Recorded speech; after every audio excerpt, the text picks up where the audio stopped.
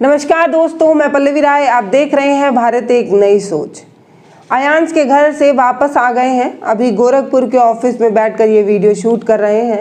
अयांश के घर 2 दिन रुकना हुआ था। जब हम अयांश के घर पर थे तो वहाँ पर रोज कोई ना कोई आ रहा था और दिन भर कोई ना कोई आ रहा था। वहाँ पर जो लोग अयांश से मिलने आ रहे थे उनकी भावनाओं को सलाम करती हूँ और बार बार ये सोच रही थी कि अभी भी कलयुग में मानवता तो बची है। अगर मानवता नहीं होती तो ये लोग अयांश की मुस्कान पर खींचे यहाँ चले नहीं आते। एक इंसान के बारे में जिक्र करती हूँ जिनका वीडियो मैं नहीं शूट कर पाई थी। दरअसल वो जब अयांश से मिलने आए तो उन्होंने ये कहा कि बेटा मेरे पास कुछ भी नहीं है तुमको देने के लिए, और रोते हुए उन्होंने अपने गले की चैन उतार कर अयांश को दे दी और बोला बेटा मैं सिर्फ तुम्हें यही दे सकता हूँ और कुछ नहीं है मेरे पास। इतना ही नहीं, ऐसी तमाम महिलाएं भी वहां पर आ रही थी जिनके पास कुछ संसाधन नहीं थे, लेकिन वो अयांश को दुआएं देकर जा रही थी और कह रही थी कि बेटा मेरी दुआएं खाली नहीं जाएंगी और तुमको इंजेक्शन जरूर लगेगा, तुम ठीक हो जाओगे। इस तरीके की दिन भर में ऐसी कई घटनाएं हो रही थी जिनको देख देख कर ये समझ में तो आ रहा था कि इंसानियत खत्म नहीं हुई है। हर इंसान के सीने में दिल है, धड़क रहा है, भावनाएं हैं, लेकिन जिन पर जिम्मेदारियां हैं वो लोग क्या कर रहे हैं? जिनको काम करने की जरूरत है, जिनको इसीलिए नियुक्त किया गया है, वो लोग क्या कर रहे हैं, ये सोचने की बात है।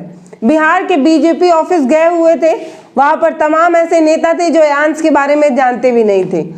उन तभी नेता को धन्यवाद जरूर दे देना चाहती हूँ और ये कह देना चाहती हूँ कि नेताजी आप बहुत बढ़िया काम कर रहे हैं। जो आपको आपके क्षेत्र के बारे में हो रही इतनी बड़ी घटना के बारे में पता नहीं है। एक छोटा सा नन्हा सा मासूम सा बच्चा आपसे अपनी जिंदगी मांग रहा है, भीख नहीं मांग रहा है, आपसे अपना मौलिक अधिकार मांग रहा है और आपको कुछ भी नहीं पता। बहुत बढ़िया। इसके बाद वहाँ के मीडिया प्रभारी से हमारी बात हुई। उन्होंने टाल मटोल करते हुए कई चीज़ें बताई। उन्होंने ये बताया कि हम खुद भी अयांश के घर गए हुए थे और हमने अयांश से बात की, अयांश के परिवार वालों से हमारी मुलाकात हुई। पहला झूठ उन्होंने वहीं बोल दिया। उसके बाद आगे बात करते हुए उन्होंने ये बताया कि दरअसल कागज पत्तर चल रहे हैं और उन्होंने ये भी बताया कि दरअसल सरकार जरूर आगे आएगी और उन्होंने ये भी कहा कि दवा के अभाव में अयांश नहीं मर पाएगा, ऐसा तो मैं खुद आपको वादा कर देता हूँ। सोच कर देखिए कि बिहार के भाजपा के मीडिया प्रभारी इतनी मजबूती के साथ कह रहे थे कि सरकार जरूर आगे आएगी और दवा के अभाव में बच्चा नहीं मर पाएगा। इस तरीके की बात वो कह रहे थे और पूरे दावे के साथ कह रहे थे। अब ये सोचिए कि एक ही रथ पर नीतीश जी और भाजपा दोनों सवार हैं और दोनों मिलकर उस रथ को आगे बढ़ा रहे हैं और उस रथ का नाम है विकास। विकास के लिए दोनों पार्टियां साथ मिलकर काम कर रही हैं। अब या यूं कहें कि बिहार में सत्ता का खेत जोतने का काम ये दोनों पार्टियां साथ मिलकर कर रही हैं, जैसा हल में 2 बैल करते हैं। अब इसको लोग गलत तरीके से ले लें तो इसके लिए माफ़ी चाहूँगी, मैं तो एग्जाम्पल दे रही थी। अब ये दोनों पार्टियां साथ मिलकर काम कर रही हैं। एक तरफ भाजपा ये दावा कर रही है कि देखिए भैया पैसे के अभाव में बच्चा जो है वो नहीं मरेगा, ये मेरा वादा है, और दूसरी तरफ नीतीश जी ने क्या कुछ कह दिया है वो वीडियो पहले आप देख लीजिए, उसके बाद मैं आगे बात करूंगी। नीतीश जी से भी मैं सवाल जरूर करना चाहूंगी, पहले वीडियो देख लीजिए। तबीयत खराब है उसको 16 करोड़ रुपए का एक टीका लगना है, क्या सरकार इस पर? वो सुने हैं। अब आप तो समझ ही सकते हैं इसके बारे में।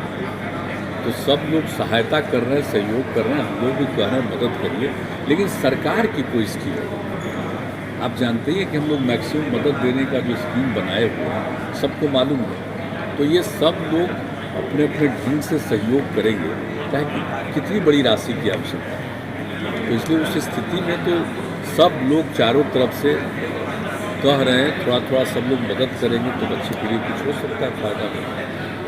नीतीश जी आप बिल्कुल सही कह रहे हैं। हम सभी के सीने में दिल है, वो धड़कता भी है और भावनाएं भी हैं, इसीलिए हम सभी मिलकर अयांश को तो बचा लेंगे, ये मेरा पूरा वादा है और ये मैं जानती भी हूँ कि हम सब ऐसा कर लेंगे। लेकिन आप क्या करेंगे जरा ये तो बताइए। आपके ऊपर कोई जिम्मेदारी नहीं बनती क्या? क्या आप अब ऐसे ही अपना पल्ला झाड़ देंगे हर मामले में? नीतीश जी आप ऐसा क्यों कह रहे हैं ये मुझे पता है। आप दरअसल हमें आत्मनिर्भर बनाना चाहते हैं, क्योंकि आप जिस पार्टी से हाथ मिलाकर आगे बढ़ रहे हैं, विकास का रथ हाँक रहे हैं, उस पार्टी का ये दावा है कि वो जनता को आत्मनिर्भर बना रही है। तो आप भी वही राग अलाप रहे हैं। आप जनता से ये कह रहे हैं कि हम अपनी दुख, अपनी परेशानी, अपनी समस्या को लेकर सरकार से उम्मीद करना छोड़कर अब जनता से ही उम्मीद कर लें। हम आपस में मिलकर आत्मनिर्भर बन जाएं और आपसे सवाल ना करें, आपसे कोई उम्मीद ना रखें।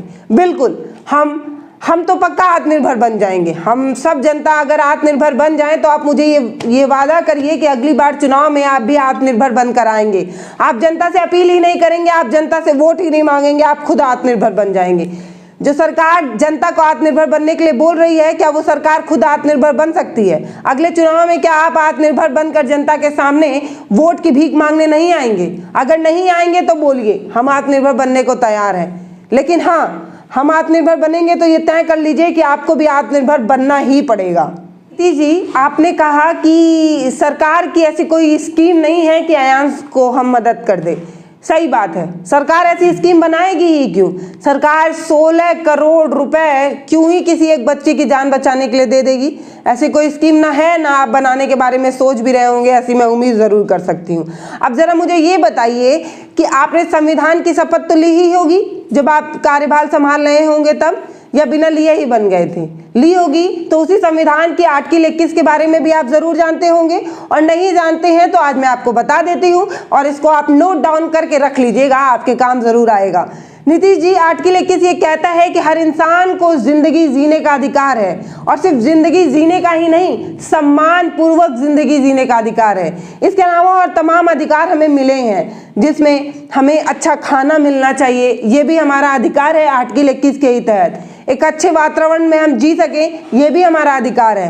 एक आर्टिकल 21 हमें एक अच्छे स्वास्थ्य का अधिकार देती है, और उसी आर्टिकल 21 के बारे में मैं जिक्र करते हुए बता देना चाहती हूँ कि अगर एक बच्चे को बचाने के लिए 16 करोड़ नहीं 121 करोड़ भी लगे तो आपको बचाना चाहिए। वो ऐसा क्यों? वो ऐसा इसलिए कि अगर दवाई के अभाव में कोई मर जाए और मूलभूत सुविधाएं उसे ना मिल पाए तो सरकार को चुल्लू भर पानी में नहीं डूब जाना चाहिए। हमने तो हर जगह टैक्स दिया है, चाहे हम रोड पर चल रहे हों, टोल टैक्स से लेकर ये ग्लास में जो हम चाय पी रहे हैं उस चाय पत्ती में, दूध में, हर चीज़ में हमने टैक्स दिया है। जितना हम टैक्स दे देते हैं उतनी हमें सुविधाएं भी नहीं मिलती हैं। अब क्या, जब हम मर रहे होंगे, हम अपनी ज़िंदगी के लिए आपके सामने झोली फैलाने आएंगे तो आप ये कह देंगे कि स्कीम नहीं है। अगर आप ऐसे ही हर मामले में ये कहने लगे कि हमारे पास तो ऐसी कोई स्कीम ही नहीं है, तो जनता कहाँ जाएगी? ज़रा ये सोचकर बताइए। अयांश का एक मामला है, लेकिन ऐसे तमाम मामले होंगे जो ऐसे मेन स्ट्रीम मीडिया में आए ही नहीं होंगे और ऐसे तमाम सोशल मीडिया ने उसे कवर ही नहीं किया होगा।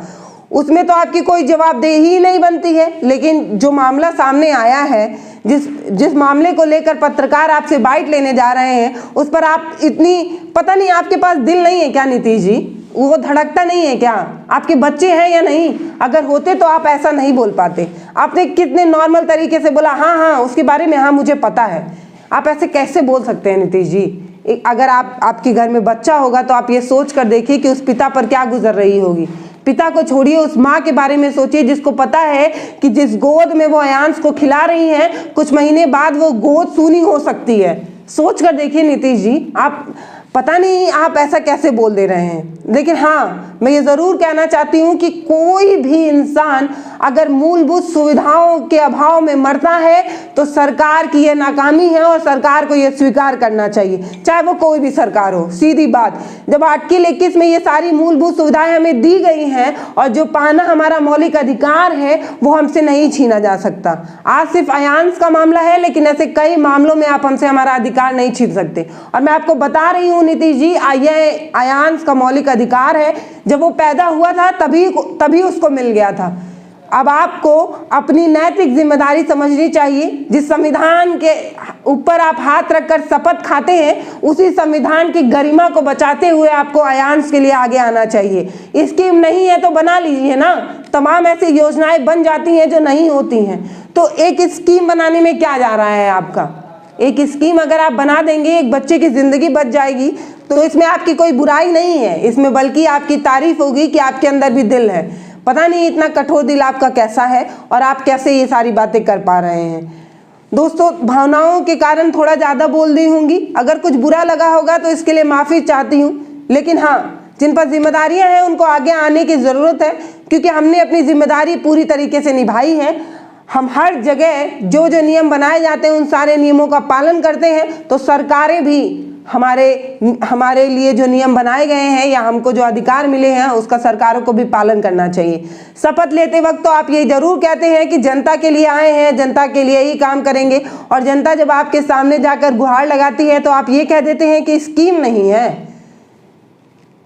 नीतीश जी, शर्म आनी चाहिए आपको। आयांश को मदद करने के लिए आपसे हाथ जोड़कर अपील कर रही हूँ। ये वीडियो जहाँ जहाँ तक पहुँच रहा है उन सभी लोगों से अपील करना चाहती हूँ कि एक दिन एक रोटी अगर हम कम खा लेंगे या अपनी मूलभूत सुविधाओं में थोड़ा कमी कर लेंगे तो हमारा कुछ नहीं जाएगा, लेकिन एक बच्चे की ज़िंदगी बच सकती है। ये अपील मैं सिर्फ आपसे ही कर रही हूँ, क्योंकि नीतीश जी ने साफ कह दिया है कि ऐसी कोई स्कीम नहीं है। अब नीतीश जी की तनख्वाह कितनी है, उनको वेतन कितना मिलता है, किस किस तरीके के फंड्स होते हैं, इन सभी पर सवाल मैं नहीं खड़ा करना चाहती। मैं ये भी नहीं बताना चाहती कि जिस दिन आपके ऑफिस गई थी उस वक्त एक कार्यक्रम चल रहा था और कितने ढेर सारे बैनर लगे हुए थे। इस पर भी मैं सवाल नहीं खड़ा कर रही हूँ कि उस बैनरों में कितना पैसा खर्च हुआ। मैं चाहूँ तो ये भी कह सकती हूँ कि आप अपनी मूलभूत सुविधाओं में थोड़ी सी कमी लाकर एक छोटे से बच्चे को बचा लीजिए, लेकिन मैं ऐसा नहीं कहूँगी, क्योंकि अगर आपको ऐसा करना होता तो अभी तक आप कर चुके होते। लेकिन मुझे लग नहीं रहा कि आप ऐसा कुछ करने वाले हैं। तमाम विधायक, तमाम मंत्री लोग अगर चाह दे तो अपनी छोटी छोटी मदद से एक बच्चे की ज़िंदगी बचा सकते हैं, लेकिन अगर ऐसा वो करे तब तो बहुत बहुत धन्यवाद।